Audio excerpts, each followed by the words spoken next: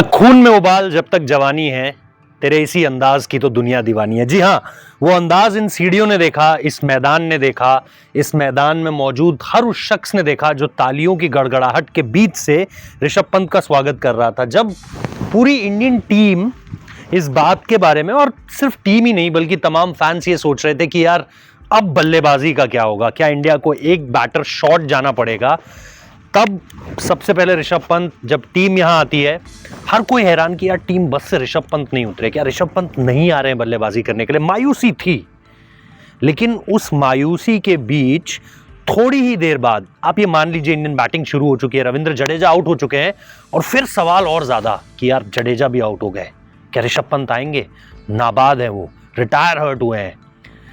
अब अस्पताल से गाड़ी जो है, होटल से अस्पताल जाती है और अस्पताल से मैदान आती है।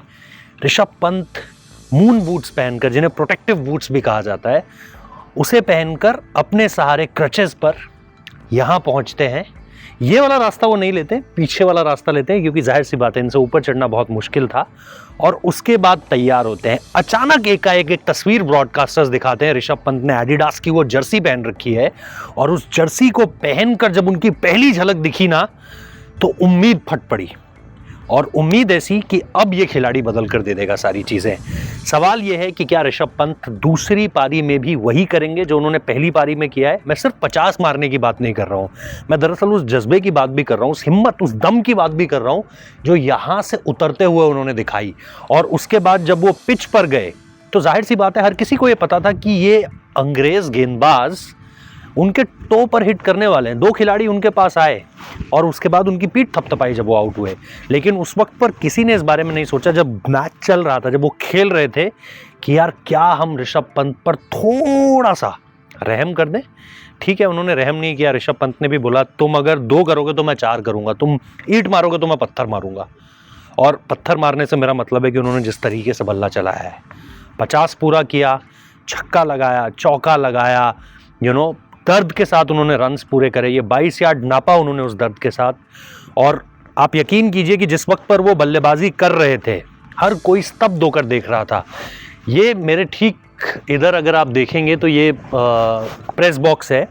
बहुत मुश्किल होता है अंग्रेज़ों से तालियां बजवा देना किसी हिंदुस्तानी के लिए, लेकिन इस शख्स ने, ऋषभ पंत ने, आज प्रेस बॉक्स में बैठे लगभग हर अंग्रेज़ पत्रकार से तालियां बजवाई। कोई ताली बजा रहा था, कोई अचंभे में देख रहा था, कोई किसी की आंखों में एक ऐसी हैरानी थी कि यार ये कैसे कर सकता है, एक पांव से कैसे कर सकता है। लेकिन इस प्रेस बॉक्स में ये अलग अलग अभिव्यक्तियां आज मैंने अपने सामने देखी है, और मेरे साथ बाकी हिंदुस्तानी पत्रकारों ने भी देखी है। बहुत बेहतरीन पारियां खेली हैं। सचिन तेंदुलकर ने यहाँ करीबन 30-35 साल पहले शतक लगाया था, हो सकता है तब भी तालियां बजी होंगी।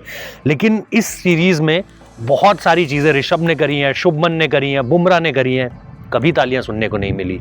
आज पहली बार इस जज्बे को देखकर तालियां बजनी जब शुरू हुई ना, तो ऐसा लगा कि हिंदुस्तान के इस लड़के ने कुछ किया है। और उसके बाद जब वो वापस आ रहे थे, तो ये पूरा मैदान तालियों की गड़गड़ाहट से गूंज रहा था। जब वो 50 उन्होंने लगाया, उस वक्त पर भी हर किसी की जुबान पर एक ही बात थी कि यार अब क्या, और यहां से आगे क्या दिखाने वाले हैं ऋषभ पंत, जहां तक बात है बल्लेबाजी की। और ये जो पूरा मैदान आप देख रहे हैं, इसमें भी बस एक ही बात थी।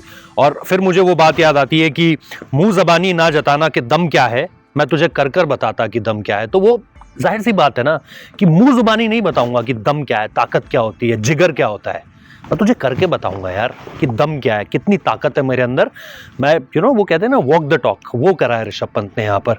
अब सवाल जाहिर सी बात है, क्या वो दूसरी पारी में वापस लौटेंगे? शार्दुल ठाकुर से इसके बारे में पूछा गया था।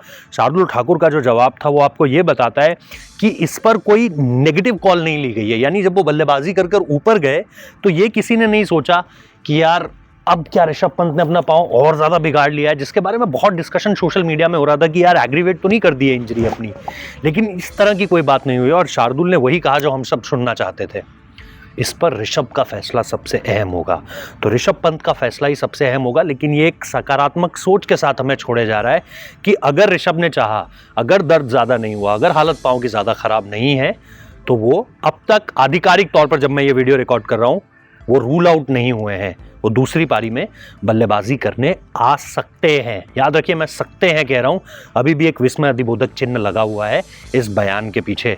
लेकिन ऋषभ ने आज ये बता दिया कि जब आप में जुनून ऐसा हो, जब आप में जज्बा ऐसा हो, तो आप शायद कुछ भी कर सकते हो यार। इट्स ऑलवेज हेड ओवर, जो कुछ भी आपके साथ हो रहा है, आपका दिमाग आपके लिए क्या कह रहा है, वो सबसे ज़्यादा इंपॉर्टेंट होता है।